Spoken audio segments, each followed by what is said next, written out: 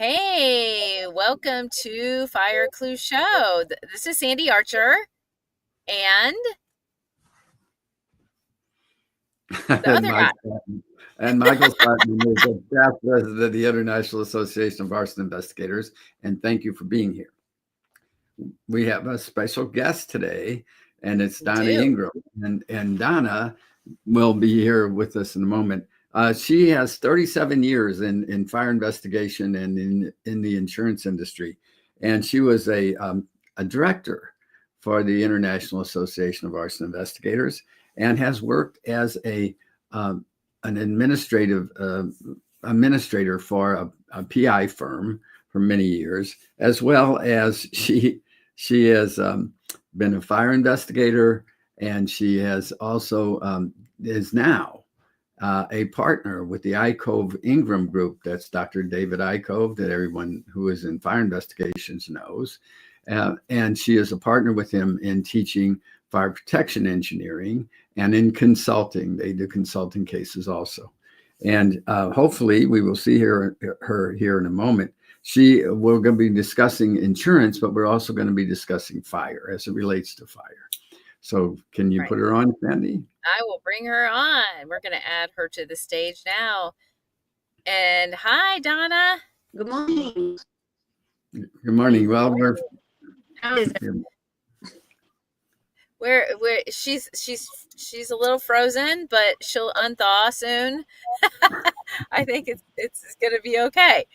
If not, we're just going to do a call-in kind of show, which is, we'll just figure that out as it goes.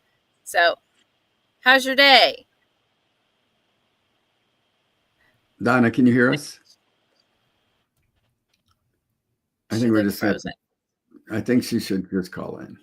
I think we're just going to have her to call in. So, as you can see, I am remote. I'm so remote that I obviously am not driving. But there's a building behind me. You'll see it says live music because I'm in my satellite studio in Nashville. So it's exciting, right, Dad? Oh, it's wonderful. Yes, and I'm so happy that she could join us. I don't know if she heard that she should call in. What do you think? I think she does know. So here she is. She's calling in on my phone. All right. Hello, Donna. Are you there? Good morning, everyone, from a voice afar. Can you hear her? Yes, we're gonna just do her voice instead. Okay. Well, that's too bad because I actually put earrings on today. Oh my. Mine. I forgot mine. Jeez. I did too, but she can't see them. Well, there they are. Oh yeah. Okay. Well, good. Well, okay. So Donna, we're good. I just gave you an introduction, and I want you to talk for a moment about what you're doing right now, because the ICOVE Ingram Group is very important, and I want you to tell everyone not only who Dr. ICOVE is, but what you guys are doing. Right. Training is our main goal. We go around the country. We have 2 engineers and 2 fire investigators. Right now, Bob Toth and Dr. ICOVE, and I believe they were on your show a couple of weeks ago, and they're talking about how important AI is, and we're at the leading. We're in the front of managing AI. It's complicated. It's changing every day. Using ChatGPT, all of those different things, and that's something that the 2 of them are well versed in. I kind of stand back in awe. Otherwise, Dr. ICOVE and I go to different IAAI chapters, and we present fire protection engineering classes, origin and cause, your basics of fire investigation. We do go into some detail, and because he is the author of Kirk's Fire Investigation, which issue number 9 is coming out soon, but he's the author, so we go through all of the different chapters in the book, which coincide with 921 and so forth. And then we also do consulting for attorney firms and insurance companies and some engineering firms. We actually do peer reviews and do technical reviews for engineering type fire investigations.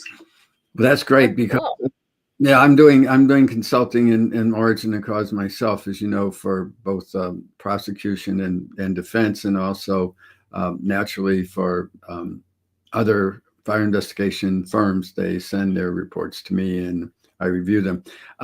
So Sandy, we were going to talk today about insurance. Yeah. You might ask her a good question about how do you get insurance with or something. Well, yes. I mean, so since you have an in-depth insurance background, if I wanted to be very cautious about anything with fire for my home or my vehicles, how would I go about getting that, and what does that look like? You mean what type of policy? Yeah, because I have no idea. Just a background a little bit. Vehicle insurance is mandatory. And so that is something that you have to have, whether it's just general liability insurance, that's for other people. That means you're liable if something happens.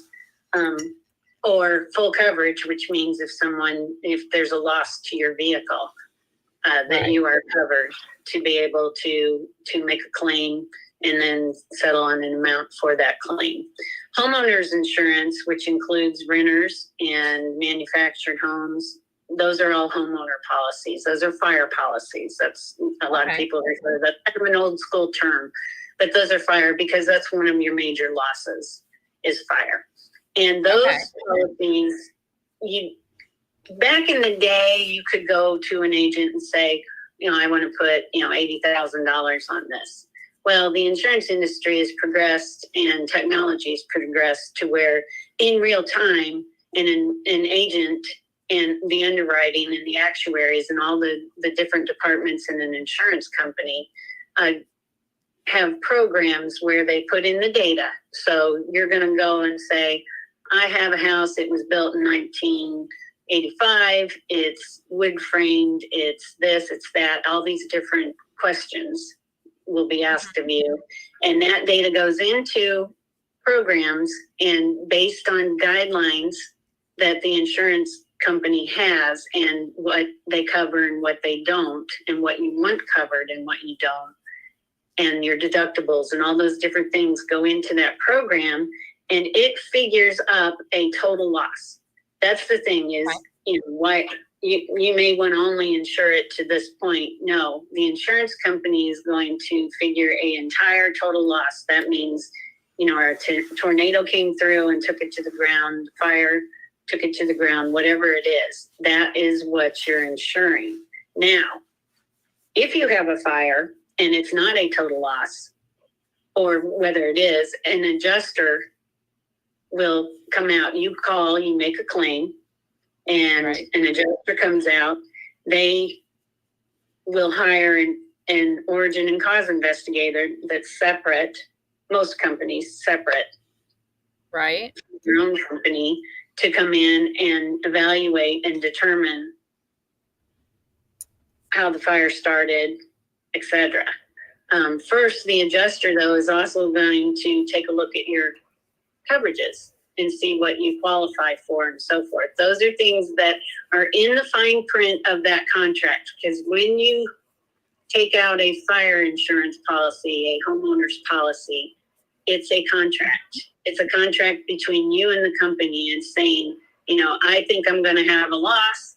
Not that you're actually planning that, but you're betting here. I'm going to have loss, and they're betting, no, you're not. And for this amount of money, I'm going to give this to you to cover my loss. And they're saying, yes, we're going to accept that risk. Yeah. Now, Donna, I got a question for you. I'm old school, of course. I remember back when there was the old 156 New York, 156 lines New York policy, And that is a contract, as you said, and it has, and all insurance company policies have this. It's got a fraud and concealment paragraphs in there. And so that if you have a loss, you cannot commit a fraud, like saying you had 20 TVs when you only had two. You can't do a concealment. You said you were at the lake when indeed, and in fact, you were in the same area as your fire, like at your house. Many times people say that they go to the lake and that's when their house burns, so yes, that's their general, some kind of alibi.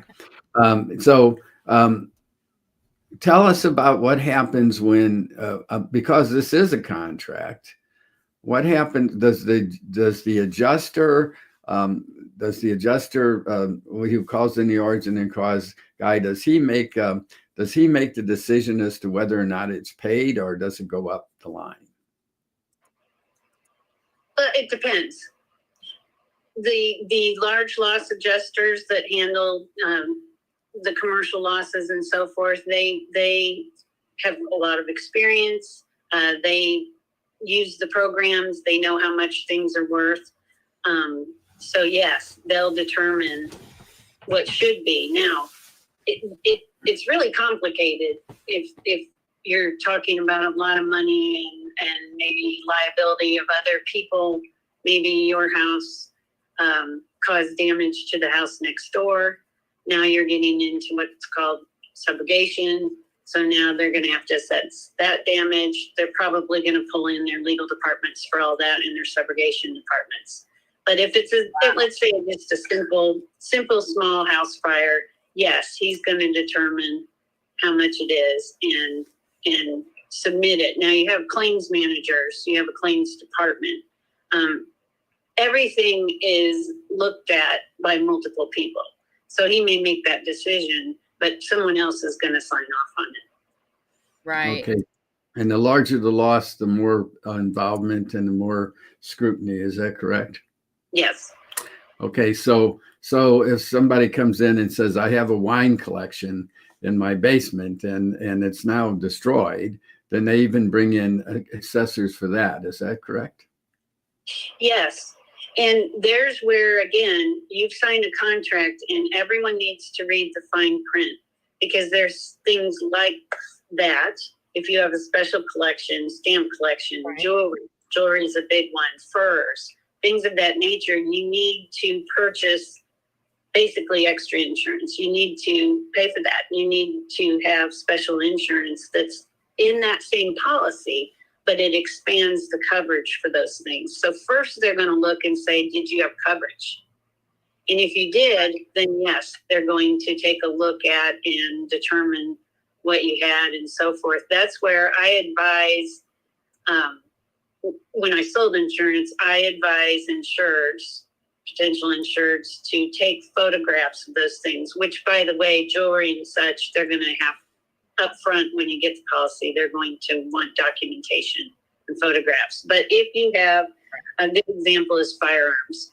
Firearms are not a specialty unless you have excess. But if you just have, a bit of firearms, have that data available and have pictures. And it's easy nowadays. We have our cell phones. We're walking around with a professional camera. You can absolutely take a picture of your firearm, serial number, etc., and keep it on file in your computer. That's great. And so you have these extra policies, which of course is an additional premium. But if you have a loss, then you should be covered unless you caused the loss. If you caused the loss yourself, you set fire to your own house, you're not going to get paid. In fact, not only is that, it's improper burning, but if you make it an insurance claim, then that's a felony.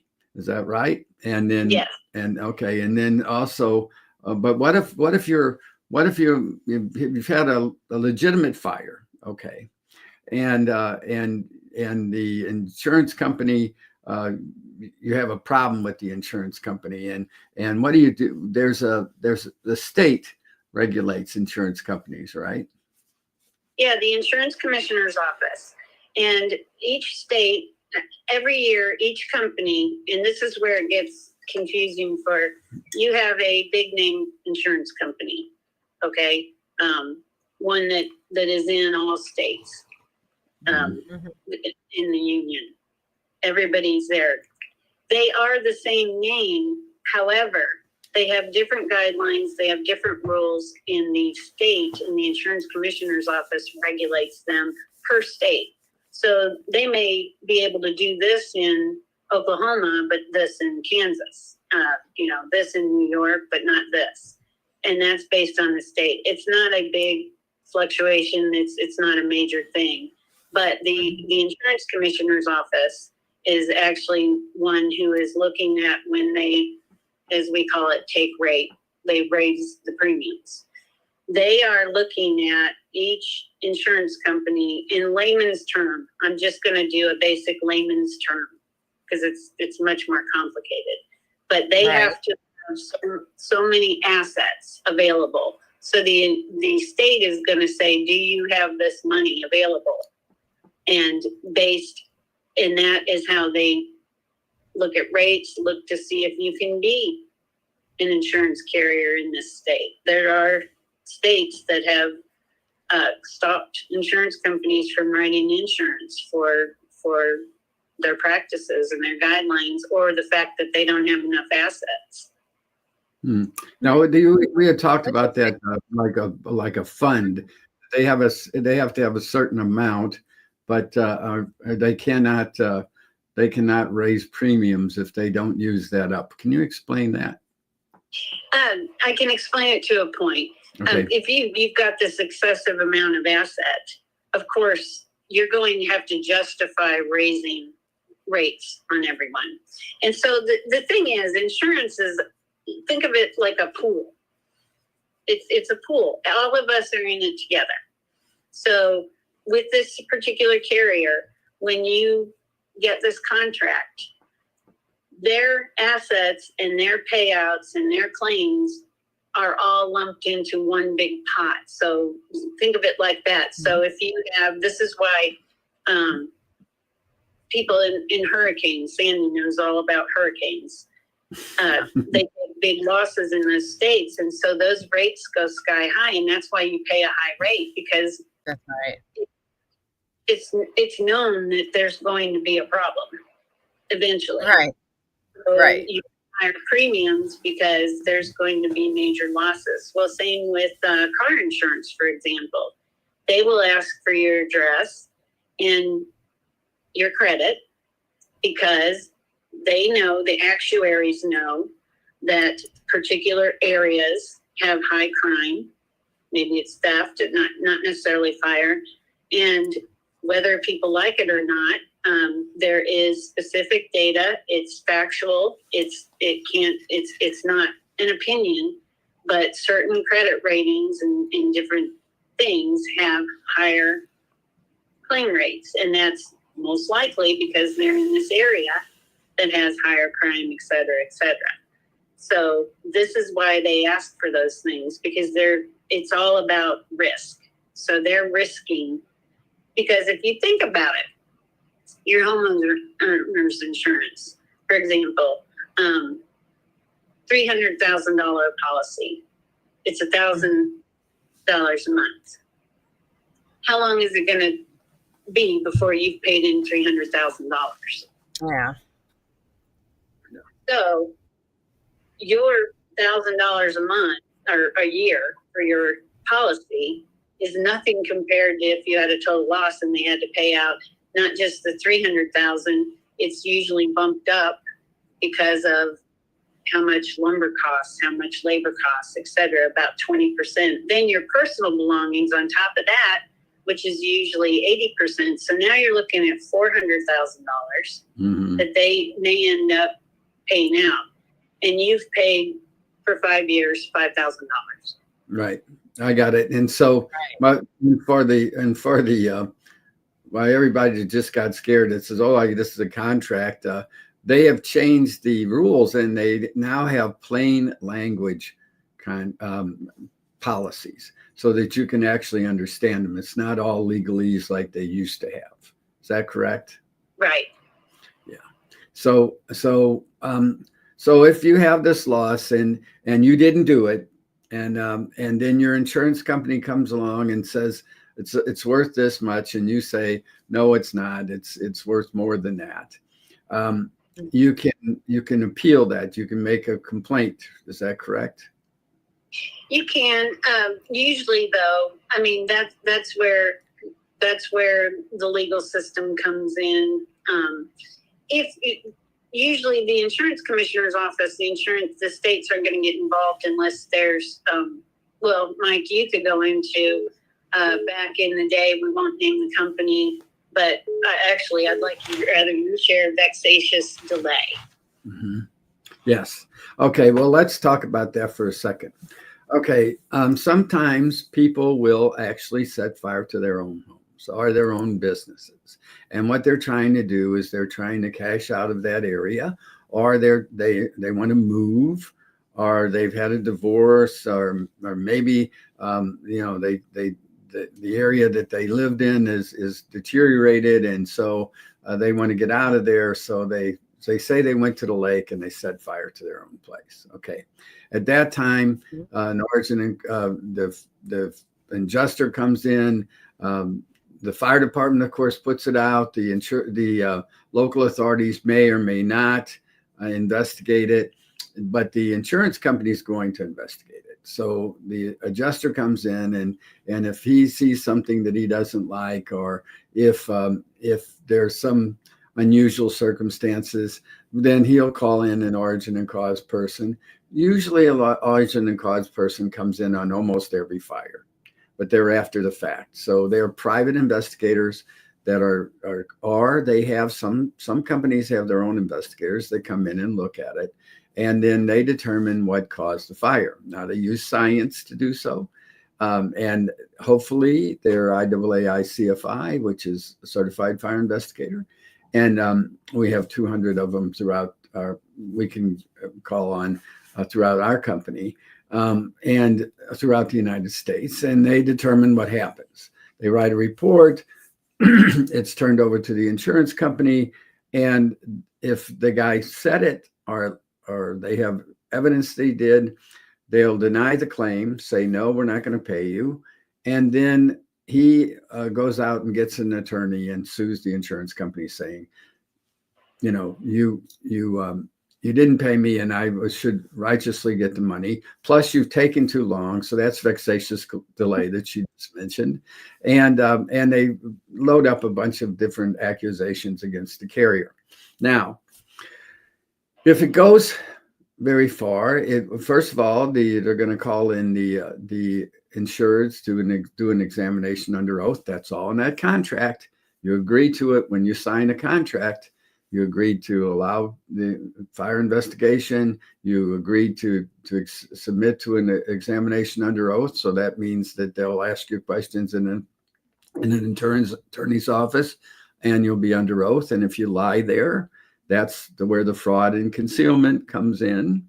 So my suggestion is don't set fire to your own stuff, including your house, business, or your car, Don't do it. or the boat, or whatever. Don't do it. Either the enforcement people will get you, or the insurance company will deny your claim.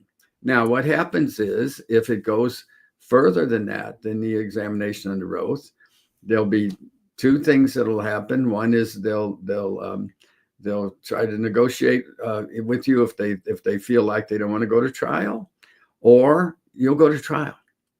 Now, if you go to trial, you have to have your own attorney. He's going to take probably 50% of the claim if you win, 33 to 50%, and you go into trial in a regular court system, the civil court, and you have witnesses and testimony and a jury or a judge. You get to find out if you want to have a jury trial. That's your prerogative, or you could have it in front of a judge. So anyway, the bottom line is, at the end, the jury will either say that you you collect your insurance, or even with a penalty on top, or you don't get anything. Now you still owe that attorney for going to trial. So now, even if he doesn't get anything, you don't get anything. He doesn't get any. I mean, if you don't get anything, he doesn't get anything. So there you are. So it's always a danger to first of all set fire to anything, because either you could get hurt, the people next door could get hurt, the people upstairs could get hurt, and then that's aggravated arson. If someone else is in the building, it's aggravated arson, and if someone gets killed, that's arson homicide, including firefighters. Including firefighters, exactly. Any first responder. If a first responder, let's say you're out in the country and you have a volunteer fire department, and a first responder is coming in with his own truck from somewhere, goes off the highway and gets killed, he's responding to your fire. You are now guilty of arson homicide. If you set that fire. Yeah, only if you set that fire.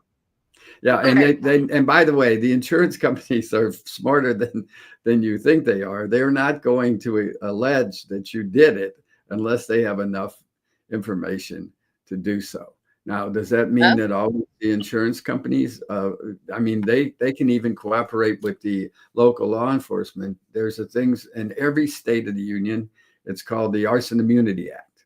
And what that means is they can, just by exchanging a letter, different provisos, different states, but you can share with the law enforcement. The insurance company can share their information, including your financial records, etc., with the law enforcement, and law enforcement can share their reports and their witnesses and their evidence with the insurance company. So it's a really bad deal to get involved in setting your own fire or having. An example for that with the case of somebody that I know that was doing a commercial fire, and they had definitely set the fire, and he had done a complete review of the assets and had forensic examiner, accountant take a look, and knew exactly and shared the information and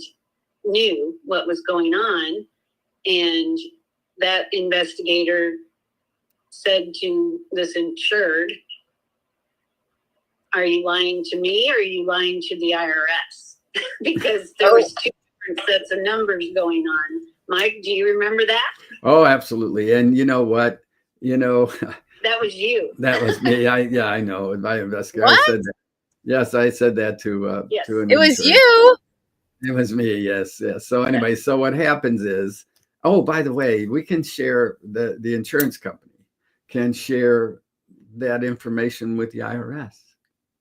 Exactly. And they will. I mean, it's different. That's nice.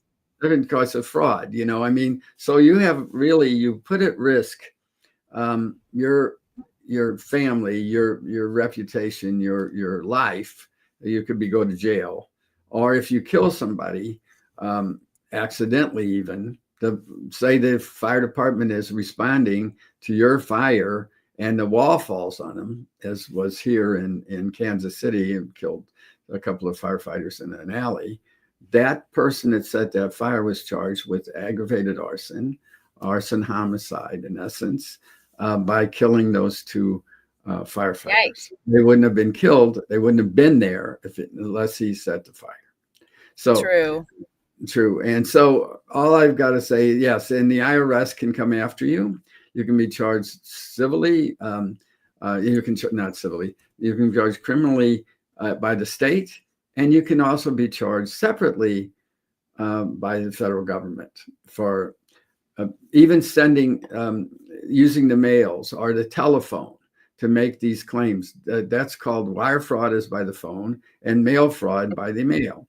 And so there's multiple offenses whenever you set your own fire. Now, let's say you have a shed out in the country that belongs to you, okay? And you don't like it anymore. It's all falling apart. So you burn it. Can you do that? Do you have a fire? You have a permit from the fire department to burn it? I mean, this is a red flag day where you're not supposed to burn anything. If you burn something on a red flag day when it's too dry and the wind's blowing and it burns somebody else's house, you're responsible for that. So you can get Right. sued. But let's say it's not that day that you're just going to burn it to get rid of it. Okay, so you burn it. That's okay as long as you don't make an insurance claim for the okay, because if you do that, that's called fraud and concealment. And so remember that there are plain language policies now. So if you're going to get insurance, which everybody should have insurance, including renters, oh my God, should they have insurance? Yes, because it's very, very inexpensive to have renter's insurance. That's true. And what happens is let's say that you don't have any renter's insurance and you're living in an apartment and the apartment next door burns. Okay. Guess what? If it's an accidental fire, you lose your stuff. You don't have insurance. You're out. You don't get anything. His insurance doesn't cover you unless he started it negligently. They won't cover you. And additionally, let's say it's an electrical wire in the wall and you think you can go after the landlord. No. If you don't have renter's insurance, that's it. Well, yeah. Well, you could go after him if you had money to hire a private attorney, but nobody that generally doesn't have the thousands of dollars to go after him. Yes, you know that. Yeah. But I mean, you're right about that. If it's a building problem, then you have some liability in that instance. But if you don't have an insurance company to pursue your claim for you, it's going to cost you thousands of dollars to go after the building. And it's a shame. And people are killed. A lot of people are killed. I'm working 2 different cases in New York City, one with 17 fatalities and another one with 16 fatalities years ago. And and they're still going on in litigation. A lot of them are. And what happens is those poor people, they didn't have any insurance, and a lot of them are killed. And what happens? The families have to. There's 300 plaintiffs in one of the cases. I mean, but they're dragged through the courts for years and years.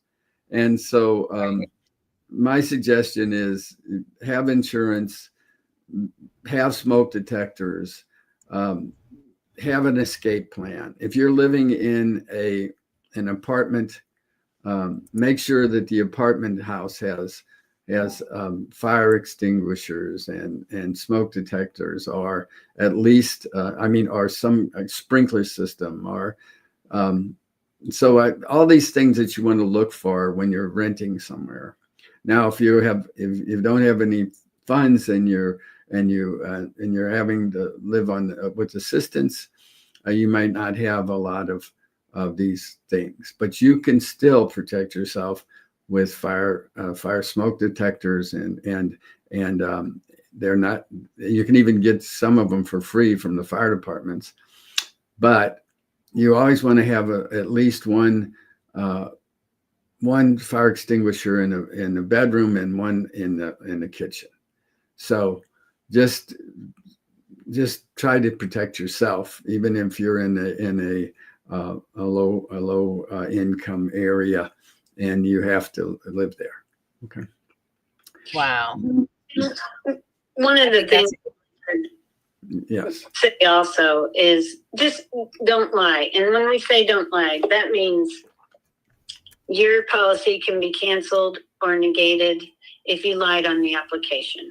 So there's an example. If you exaggerated things, or if you here's an example on a vehicle policy.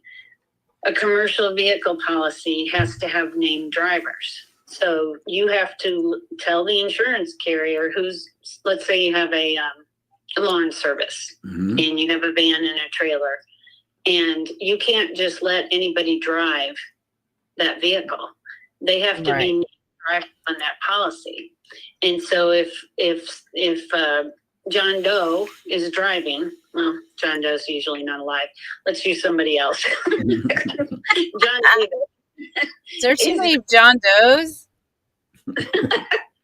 They're the guy John with Davis is driving. the toe and tag. He's not a named driver, and he runs into someone else, or you don't have coverage as a business because you allowed something. So it's not even about lying; it's deception. It's omitting information, and those things will cause havoc with claims, and there's precedent set here. I mean, when you sign that contract, that's what you signed up for.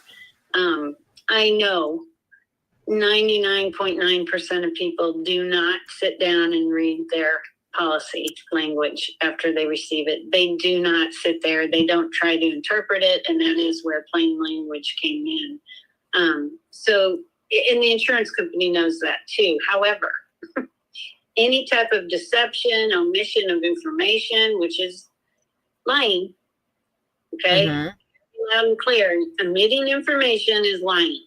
It's not, oh, I forgot, oh, this. No, if you deliberately omitted information when you signed up for that policy, or when you have a loss, you had any type of deception, that affects how this is going to go. And even a good example is, and there was a large carrier that kind of got caught up in this. The policy language now says that if you are in the act of a crime, and then you're not covered. So a good example would be a meth lab, a methamphetamine lab. You're in the basement, you're creating methamphetamine, boom, as they do, they cause fires. That now negates any coverage for that fire. Now, years ago, with that language, one of the carriers had to pay because it was an accidental fire. Technically, it's an accidental fire. Right. So the language is, if you're in the process of a crime, let's say that, and this happens, unfortunately, DVs, domestic violence, or just general altercations, people will murder someone, commit a homicide, and then they think that they're going to cover it up with fire because they think that's going to burn everything up, which is a complete misunderstanding of fire and science. But so they use gasoline, and then so now you have this fire, and then they find someone. Well, they can take that person and do x-rays and find, bullets and things like that. But again, there's a fire that was done deliberately and in the process of another crime, which just that's where aggravated comes in. Right, Mike? So I have a funny question, since I'm kind of a layman in all of this. Okay. So if somebody suspects that somebody's trying to commit insurance fraud, and the fire investigators, I know they do an interview process, but do they have to get permission to look at more information, like their phone or their computer system, if they've been Googling stuff, or anything like that? How does that process work? Okay, well, let me tell you about that. Generally, the fire investigator is going to be doing an interview, of course, of the insureds and any available witnesses in the immediate area, a neighborhood canvas situation, and they'll be talking to the police department and the fire department. That's normal. That's normal. Going beyond that, you have signed a contract to cooperate with the insurance company in their investigation. So they can request from you your telephone records, They can Oh, request from you your financial your bank a release to release your bank information. They automatically they're going to check your credit score, and your personal assets. That's automatic.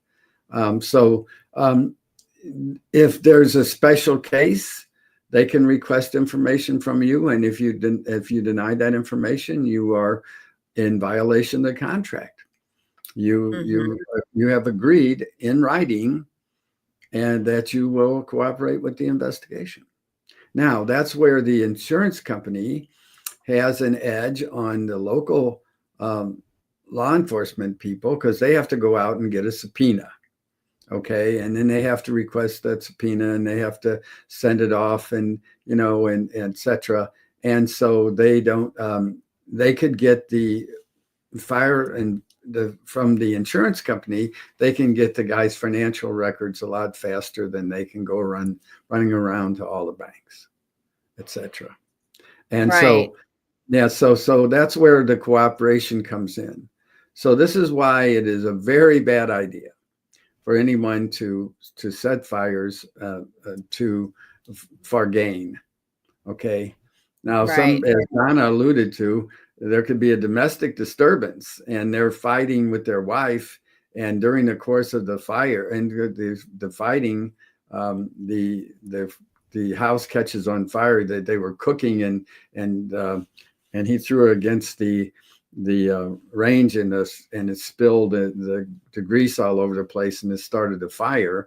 Well, guess what? That wasn't intentional, but it was during the course of a felony, really, if you're trying to kill her, Right.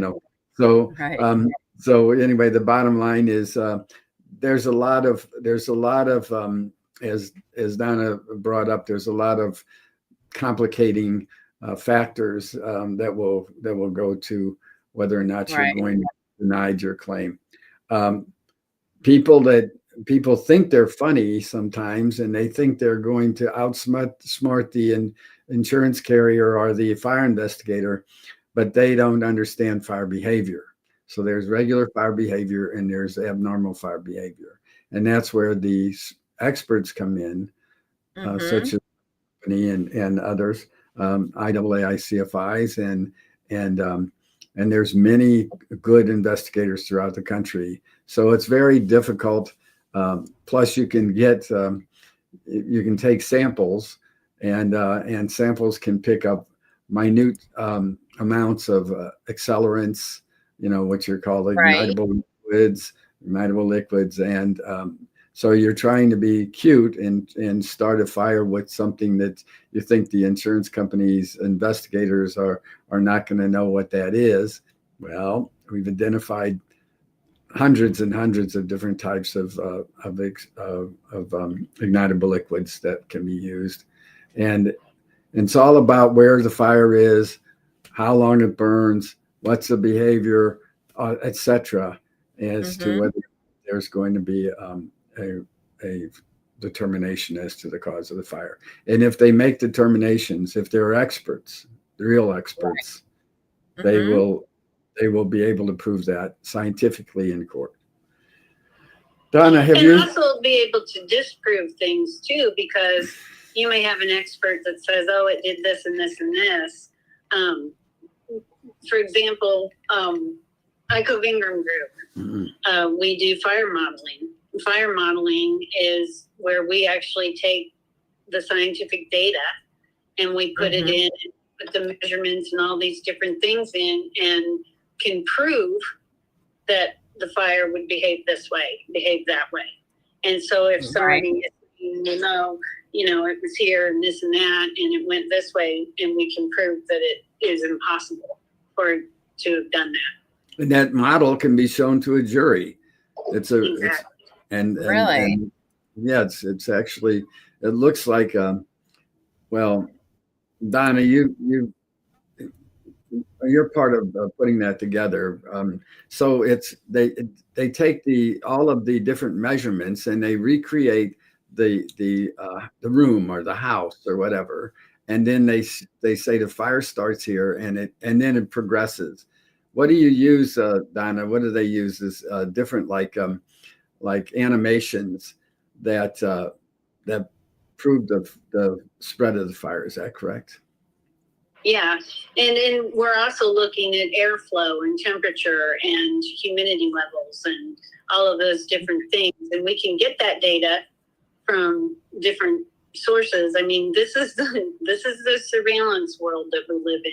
Not only are we on camera 24/7, but we are monitoring weather data and we are monitoring everything. And so we will take the surveillance cameras, we'll take all the weather reports, witness statements, all of those different things, and punch that in to get that information of how that fire. And it is highly accurate. Right. Yeah, well, what Mike said earlier, fire has a behavior. It behaves a certain way with variance of the environment that it's in. If we know the environment that it's in and we know what's been exposed to it, we know how it behaves. Yes, you have to know what the materials are in the room, etc. And all of these things have heat release rates. People don't think about that, but they have heat release rates at different rates when they're ignited. So all of these things go into a very complicated computer programming. I've seen it, and I'm going to tell you that it is magnificent. Now, I just want to say that for you. And Donna, did you want to talk anything else about any? Are you involved in some current cases that you can't talk about current cases, but can you use one that iCrove Ingram worked on? I know that they work consulting cases, and in fact, I have a copy of one of the reports that Dr. Ico gave in an evidence spoliation matter, where evidence spoliation, if you want to explain to the listeners and viewers what evidence spoliation is.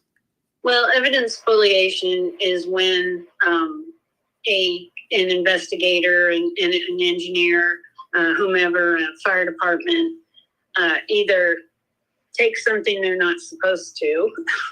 That's that, and we have to go and retrieve it. So, for example, fire departments are my heroes. I love them.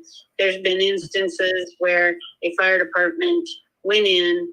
We'll just say it was a coffee pot. We'll just use a coffee pot. Yeah, okay. And they decided, oh, that looks pretty cool. I'm going to take that and take it to our burn day, our fire prevention day at the fire department. And they take it and they take it apart, or they want to know what. They're just curious.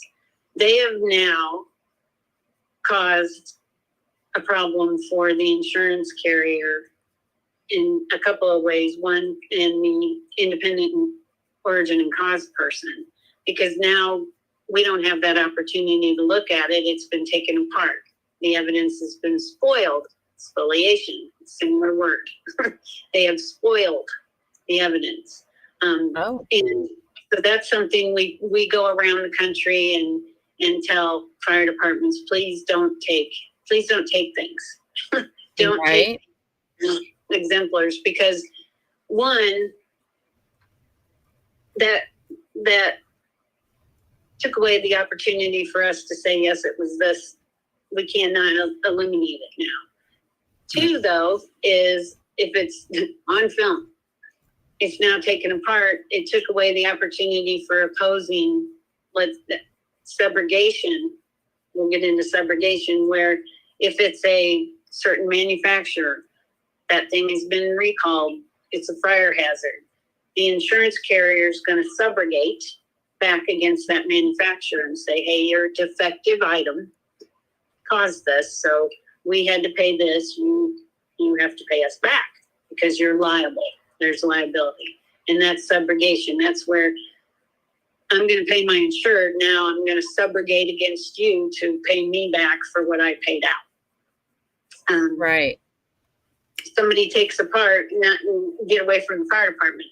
It's another origin and cause investigator takes it and takes it apart. An engineer takes it and takes it apart and didn't give opportunity for the other side, meaning the person that is being subrogated, to take a look at it and dispute it or agree with it, whatever it may be.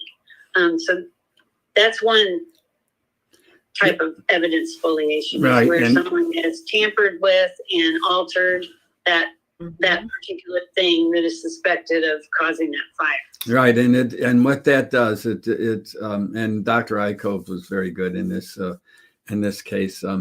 I had one that was terrible in in Mississippi, where they took all of the possible things that could have caused a fire. Okay, and they didn't mark them properly, and they took them to a warehouse, and then they moved them to behind of a building on a trailer, and then they threw them all away. They threw everything away without checking anything in a laboratory. So that is horrible. Evidence spoliation is one of the worst ones I've ever seen in my life. They threw it away without checking everything. So, and there's where negligence comes in. So you have spoliation where someone is altered with, tampered with, removed, and spoiled the evidence, or someone throws it away, negligence, didn't use chain of custody, so we don't know what's happened to this piece of evidence. Those are all spoliation issues. Right, and every time you take something from a fire scene, you open yourself up to lawsuits. One of them is a lawsuit by the insured, a lawsuit by the insurance company because you threw it away, a lawsuit by the manufacturers, of the toaster or whatever. All right, so he can't prove that he didn't do it. Okay, so you've ruined it for him and anybody else that injured or affected by that fire. So the house next door, they can sue.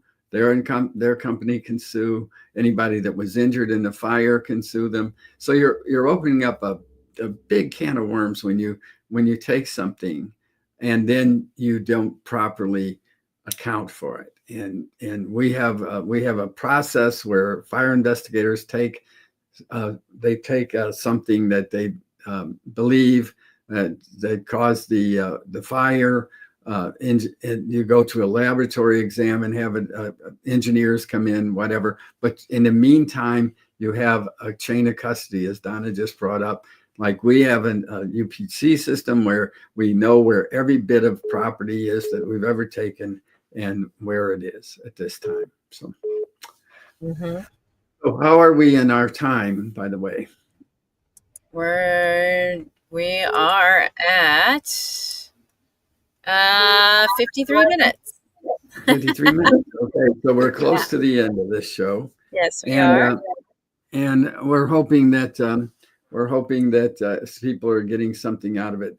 Donna, did you want to cover anything else while we're talking about insurance and you've been involved in administration of a private investigation firm for many years.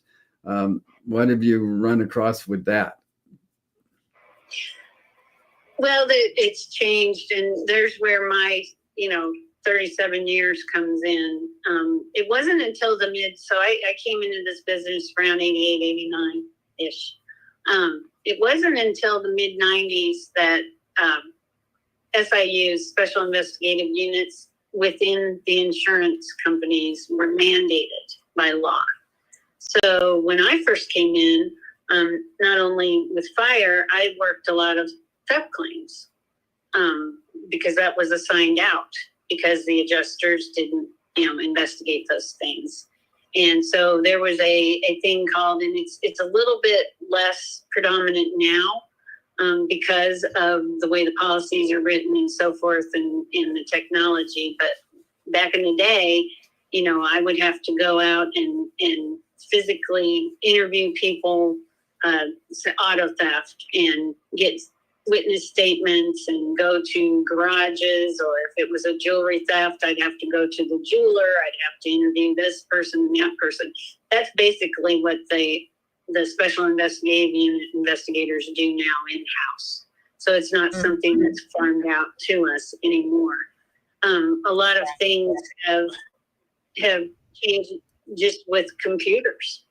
When, gosh, I remember the first computer was in like 1989. It was an Amiga, and it had a dot matrix printer that went and ran through, and don't ask me to do that again. And went through and did all of these things, and you could. I remember. And so everything was by hand. And the thing is, some things that application is still signed off and a lot of things written by hand. I just want to stress to the investigators out there, don't be shy. Ask the adjusters to talk to agents, up front. And they typically do, or ask to talk to different witnesses in these insurance claims. Stay in your own lane. When Mike was talking about criminal, insurance is civil. It's not criminal. They don't have criminal cases. We share with the entities, and it doesn't necessarily mean that we get information back, because criminal, of course, they're not going to share. Talk about evidence spoliation. That would be right. Right. It's just something that, as a fire investigator, even fire department fire investigator out there, I'm just going to get on my horn now. Learn about insurance. Learn about insurance investigators. Know that they are your friend. We're not in competition. And we have information that you can't get. Because, let's get real. The majority of the reason people set fires is for financial profit. They're trying to either pay off their mortgage or make some money, or, that is the majority. That's the motive. And even in civil, we need to know motive.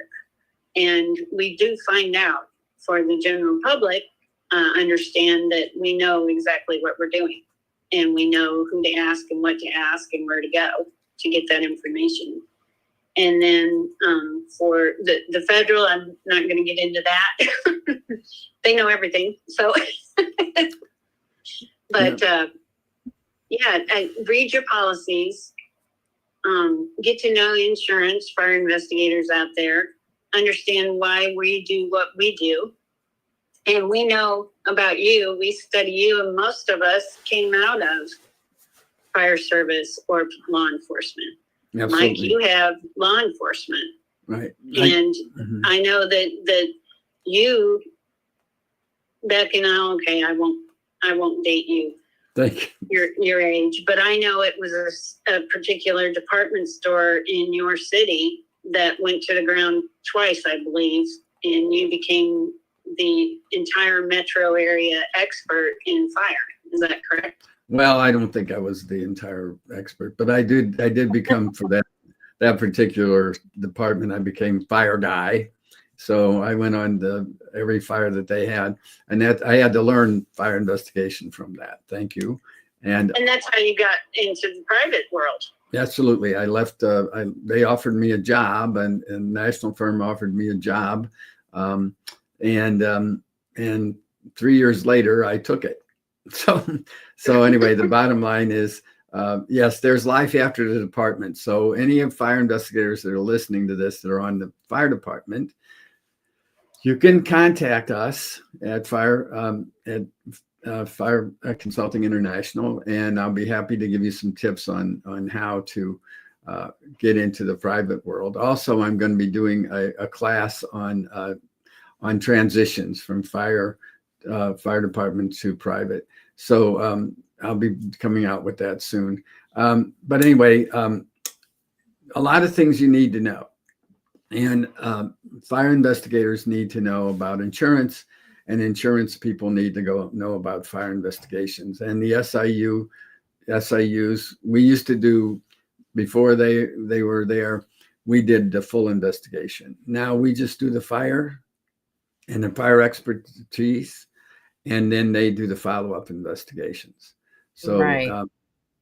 So they're going to go to interview the agent and ask if this guy called in. By the way, every time you call your insurance agent, there is an entry into your file. So you need to, so there you are. So people call up and say, is my fire policy still in effect? And then their house burns the next day. So we'll look at that. Okay, so that doesn't sound fishy at all. Not at all. And anyway, by the way, Donna, I wanted you to talk about one other thing, because people don't understand. We only got a couple minutes. Right. And that's this. You only got $500 coverage on your jewelry, or $500 on your watches. That's it. That are $500 on your furs, unless you have another policy. Is that correct? It's an addition to the present policy, so it's not a separate policy. Used to be called a rider. Mm-hmm. What it means is you've increased the coverage for that, and for a higher premium. Right. So but automatically it's an additional amount. Yeah. So you automatically just get $500, right? Whatever it is, did look at your policy and ask your agent how much is covered, and let them know. And with that, they're going to ask for documentation. You can't just arbitrarily say, hey, I want this much. You have to prove that you possess those items and they belong to you. So you may even have to get an appraisal. You may have to take all your jewelry to a jeweler and get it and pay for an appraisal. Yeah. Well, that's what Sandy does. I know she has a lot of very expensive jewelry. I'm sure she does that. Yeah. That's it. And, no, I don't. No. That's okay. Don't tell anybody. No. Okay. Well anyway, this has been really interesting, Donna. I did not know a lot of these things. I really appreciate you sharing your expertise in this area. You're very well versed, and I'm so glad that you shared all of this. I'm sure that our audience will think it's helpful too, from the layman like me who don't know about insurance or don't know about what our coverages are. So it's been very helpful. So thank you. That's great. Yeah, and we can do a part 2 sometime, because there's a lot more to it that the public really needs to know and fire investigators need to know. So we can go a little more in depth if you'd like at a later date. Absolutely. Yes.